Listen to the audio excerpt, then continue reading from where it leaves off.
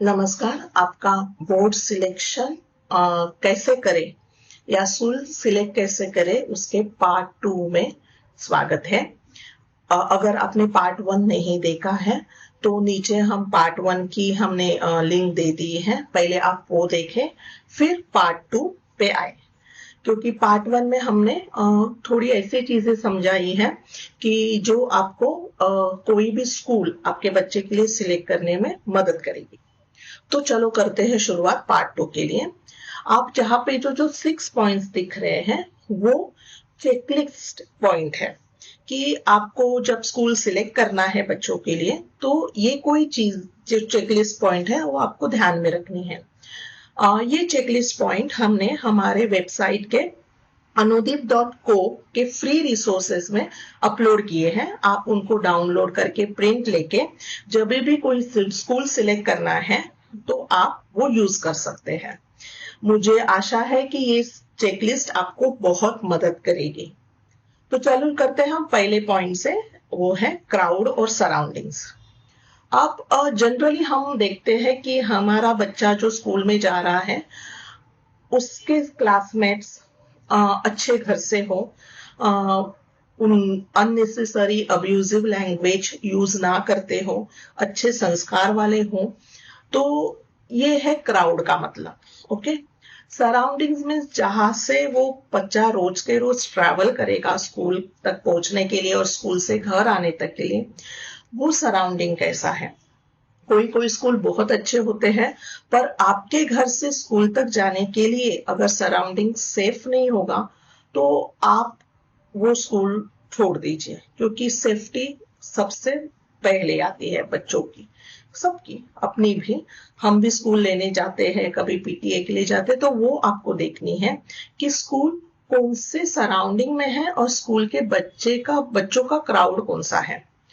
अब आप बोलोगे कि तो मुझे बहुत बड़े बड़े स्कूल में ही जाना पड़ेगा, तो ऐसी बात नहीं है।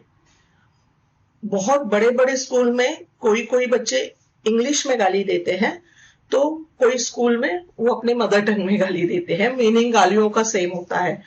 आपको थोड़ा आइडिया आ जाएगा कि बड़े बच्चों के से कि बच्चे कैसे एक दूसरे के साथ बात करते हैं। अब ये आपको कैसे पता चलेगा, वो नेक्स्ट पॉइंट में आ जाएगा कि आप कैसे बच्चों को ऑब्जर्व करोगे, उस पर्टिकुलर स्कूल के बच्चों को। ओके, तो वो भी मैं आपको बता दूंगी। तो ये क्राउड और सराउंडिंग हो गया। फिर आता है डिस्टेंस। डिस्टेंस स्कूल से घर तक, घर से स्कूल तक अगर बहुत टाइम लग रहा है, वक्त लग रहा है, तो बच्चा घर आते आते थक जाएगा। उसका खेलने का टाइम शायद कम हो जाएगा, क्योंकि स्टडी जो रोज के रोज करनी है और जैसे ग्रेड्स बढ़ेंगे तो ज्यादा करनी है, वो तो करनी है, तो अल्टीमेटली प्ले टाइम कम होना शुरू कर होता है। और मेरे हिसाब से अगर बच्चा 10 तक नहीं खेलेगा तो कब खेलेगा, तो उसे खेलने के लिए तो टाइम देना है। तो हम ग्रेड 1 से लेके ग्रेड 10 तक जो ट्रैवलिंग का टाइम है, तो बहुत दूर दूर तक लोग भेजते हैं। मैंने मेरे मेरे मेरा स्कूल दादर में था और उधर अंधेरी से 2 बच्चे आते थे और मुझे कभी कभी बहुत बुरा लगता था कि अरे, हम जब तक घर जाके चाय पानी पी के थोड़ा सा टीवी देख के फिर स्टडी के लिए बैठते थे, तब जाके वो घर पहुंचते थे। उसके बाद वो आगे का सारा स्कूल के लिए भी बहुत जल्दी निकलते थे। तो इतना डिस्टेंस नहीं होना चाहिए, तो वो डिस्टेंस भी आपको ध्यान रखना है। डिस्टेंस बढ़ गया, स्कूल बस फी बढ़ जाती है। ओके। फिर आता है टीचर स्टूडेंट रेशो। अभी जब मैं स्टेट बोर्ड में थी, मेरे 5th ग्रेड में 80 लड़कियां थे हम, और वो बेचारी एक टीचर मैनेज करती थी। मैनेज हम भी हो जाते थे, पर अभी थोड़ा ट्रेंड अलग हो गया है। बच्चे, टीचर और स्टूडेंट का रेशो कम हो गया है। अभी कोई कोई स्कूल में 40 स्टूडेंट्स को एक टीचर होती है, 30 स्टूडेंट्स को एक होती है। So it depends on the school कि कौन से है। पर अगर टीचर स्टूडेंट रेशो कम स्टूडेंट के लिए अगर टीचर रही तो वो थोड़ा पर्सनल अटेंशन के चांसेस बढ़ जाते हैं।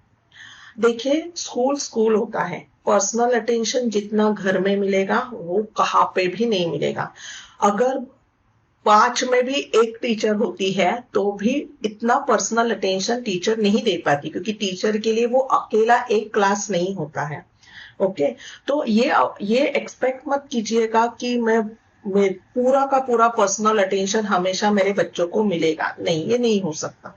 ओके, पर हाँ, जैसे हम थे 80 में, तो जहाँ पे जो स्टूडेंट्स स्टडी में वीक थे वो बेचारे बाजू में रह जाते थे, टीचर इतना ध्यान नहीं दे पाती थे, तो वो चीज होती है।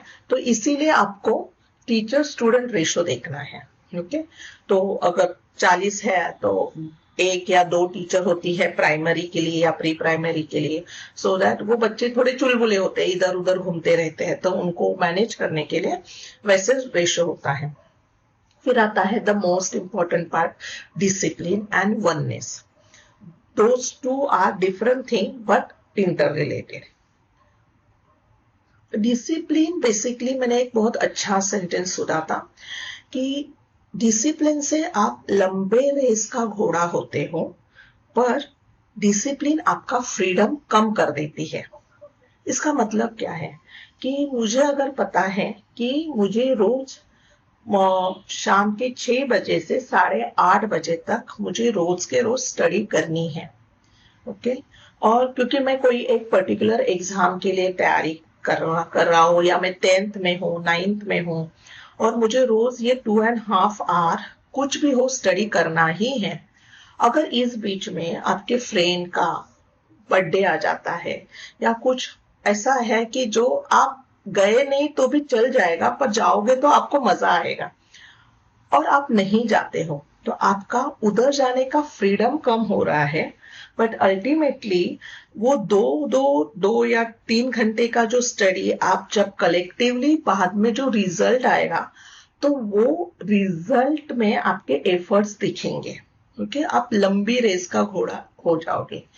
तो ये डिसिप्लिन जो होता है ना, तो स्कूल से क्या एक्सपेक्ट कर सकते हैं कि स्कूल डिसिप्लिन में बिलीव करता है।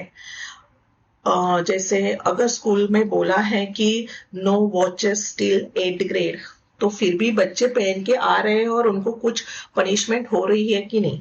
आई am talking about punishment which is not like hitting और beating. Okay, there are some punishments where schools tell student कि आप सस्पेंड किए जाओगे, पर आपको घर में नहीं बैठना है, किसी एनजीओ के साथ वो स्कूल अटैच होती है, उस एनजीओ में जाके 3 दिन आपको काम करना है। A very good type of punishment where the kids come to know that कि एनजीओ किस टाइप से काम करते हैं और इन बच्चों को क्या क्या मिल रहा है, and they are not valuing it. Okay, then school में नेल्स बढ़ते हैं, जैसे लड़कियां जनरली जैसे बड़े बड़े हो जाते हैं तो उनके वो सब pony tails, hair styles, then नाखून बढ़ाना, नेल पेंट लगाना, लिपस्टिक लगा के स्कूल जाना, स्कर्ट बहुत ऊपर पहना, तो ये सारी चीजें कंसिडर की जाती है कि नहीं।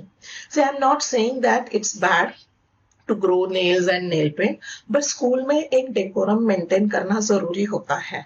You can go with all this stuff in a party, but school में एक डेकोरम मेंटेन होना चाहिए। तो ये सारी चीजें मेंटेन हो रही है कि नहीं। कोई अगर बैक आंसर कर रहा है टीचर्स को, या स्कूल में बॉयज का फाइटिंग हो रहा है and no one is care of anything, तो ये सारी चीजें डिसिप्लिन के अंदर आती है। नाउ वननेस, वननेस मीन्स जैसे यूनिफॉर्म होता है स्कूल का, हम यूनिफॉर्म क्यों रखते हैं कि you all kids, all students are similar, all students are equal to us, sorry not similar, equal to us, right. तो आपको यूनिफॉर्म दिया है, तो कोई गरीब घर का हो या अमीर घर का हो, आपको एक ही यूनिफॉर्म पहन के आना है। वैसे ही बहुत सारे स्कूल में बैग्स का होता है, एक ही बैग सब लेके आएगा। पाउच होते हैं एक टाइप के ही pouch, no fancy pouches, right. ये वननेस क्यों जरूरी है, क्योंकि अगर मुझे पता है कि मैं मेरे बच्चों को 100 रुपए का पेन दे सकती हूँ, पर 100 रुपए का पेन सेम काम करेगा 5 रुपए के पेन से, तो मैं 100 रुपए का पेन क्यों दूं। मुझे वैल्यू ऑफ मनी सिखाना है बच्चों को, तो उससे वो मैं 5 रुपए का पेन ही दूंगी, राइट। उससे ही उसे लिखने के लिए बोलूंगी। अगर मेरे इस क्लास में सारे बहुत फैंसी फैंसी पेन लेके आ रहे हैं और मैं, अगर मेरे मेरे पास सिर्फ स्मॉल पेन है, तो मेंटली मैं डिस्टर्ब रहूंगी कि हाँ मेरे पास नहीं है, मेरे पास नहीं है। भले मैं किसी और चीज में अच्छी हूं, पर मुझे ये जो मटेरियल थिंग्स है उसमें मैं इन्वॉल्व होती रहूंगी। तो अगर स्कूल बोल रही है कि इसी टाइप्स के पेन्स आप यूज करेंगे, इसी टाइप के बुक्स होंगे, यही पाउच होगा, no fancy pouch, no fancy bags, no fancy water bottles, तो ये जो वननेस होता है ना, दैट हेल्प्स। और पेरेंट्स के लिए बहुत इजी रह जाता है, क्योंकि मार्केट में तो बहुत नई न्यू चीजें आती है किड्स के रहने, इट्स अ सेपरेट इंडस्ट्री। उनके वाटर बॉटल्स, टिफिन, उनके पेन्स, पेंसिल्स, पाउचेस इतने फैंसी होते हैं, और पेरेंट्स को लगता है हम हमारे बच्चों को दे, आप दो। अगर आप उसको उसको ट्यूशन भेज रहे हो तो आप दो, पर स्कूल में ये वननेस जरूरी है। Okay, so that is oneness. Then आता है extra curricular activities, the most important thing. सारे बच्चे स्टडी में अच्छे नहीं होते हैं, कोई कोई सिंगिंग, डांसिंग, स्पोर्ट्स, ड्रामा, बहुत सारी चीजें होती है, रंगोली, ड्राइंग, या आपको एक हॉबी होनी चाहिए। अगर आप कोई कैसे भी हो, आपको एक हॉबी होनी चाहिए, तो वो हॉबी के लिए ये एक्स्ट्रा करिकुलर एक्टिविटीज जरूरी है। एक्स्ट्रा करिकुलर एक्टिविटीज में आपका एनुअल डे आ जाता है, स्पोर्ट्स डे आ जाता है, बहुत सारी चीजें हैं जहाँ पे कॉम्पिटिशन्स होती है, डिबेट होता है, देन इलोक्यूशन कंपटीशन होता है, सिंगिंग, डांसिंग, मिमिक्री, ओपेरा, बहुत बहुत चीजें आती है उसमें। तो कौन सा एक्स्ट्रा करिकुलर एक्टिविटी स्कूल करवाती है, age appropriate. Okay, extra curricular activities से मुझे याद आया कि मैं हमेशा, see I am a parent, right, मैं हमेशा मेरे एक्सपीरियंसेस शेयर करती हूँ। तो एक स्कूल ऐसा था कि जो हमसे 1,500 फॉर 2 टिकट्स लेता था, जहाँ पे अपना बच्चा किसी डांस में होगा, वो 3 मिनट का भी डांस नहीं होता था, हम हमारे बच्चों को देखने के लिए उधर जाते थे।